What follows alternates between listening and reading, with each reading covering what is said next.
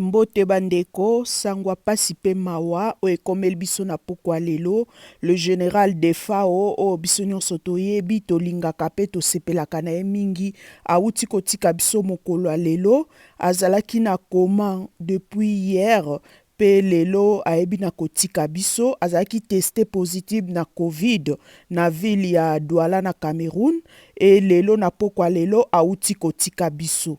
Tika ete molimo ne epemba na kimia pona batu oyo bayebi ye penza te. Kombo na ye ya solo ezali François Lulendo Matumona, abotami na Kisantu le 31 décembre 1958. Donc akufi na âge ya 62 ans, donc alingaki akokisa 63 ans le 31. Et abandi carrière musicale nae na 1976, pe modèle nae ezalaki Tabu Ley. Après ae kokota na groupe Grand Zaiko Wawa de Félix Manouakou na 1981. Pe à partir à wana bakinois baebaki na ko découvrir un jeune chanteur beau, élégant, un très beau chanteur, un très bon danseur.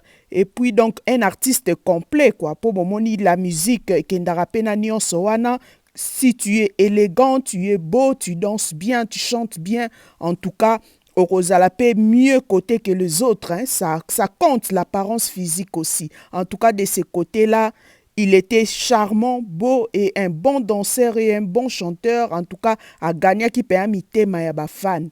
Et de 1983 à 1991, ayebaki na ko évoluer na groupe Big Star oyo et na groupe Shock Star pardon, bakombo telme kokani Star a évolué qui na Shock Star, il y a Ben Niamabo, et puis a évolué qui ensemble na ba Debaba, Banzaya Nzaya Dio, ba Bozi, ba tuana nyonso ba chanteur akala otoyebi tangwana tozaka bana mike. Et puis na 91 ayebaki na ko créer orchestre na ye Big Star. Big Star a créé ki ba sala banzembo ebele toyebi. Big Star oyo ayebaki ye moko na ko dissoudre ngo na l'an 2000. Groupe oyo ebimisi ba musiciens lokola ba Montana, ba Burkina Faso, ba Kabose, ba Deblé, ba Bourman, ba chanteur ebele, ba Laurent Kadogo, et puis azaka pe na danseuse na moko une dame la azaka pembe boeshu na eradi ye pa banda ko bina pa na ye na début penza ya Big Star ezaki une dame la banda yemi kolata patte d'éléphant moko boye, elle était belle comme ça chou na eradi abanda ko bina pa na ye.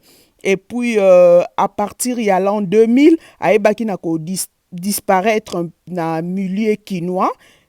Parce que akoma ikovanda na Kenya suite ya malentendu moko politique entre ye et le régime Kabila, et puis ayakozonga na Congo na 2019 après 21 ans passés na Nairobi na Kenya. En tout cas sango o esali pasi po o ya kufi penza aza artiste munene asali musique na ye musala na ye kitoko. En tout cas de ce côté-là, batnion sobaza inanime. Hein? En tout cas, wana penza, moutako contredire azate, c'est un bon chanteur, akoma banzembo ya kitoko, aemba banzembo ya kitoko, banzembo ya succès, penza makasi. Je me souviens, tant tozaki bana mike amour scolaire, oui, nzembo wana, je me souviens, banda miko beta na radio Zaire, hein?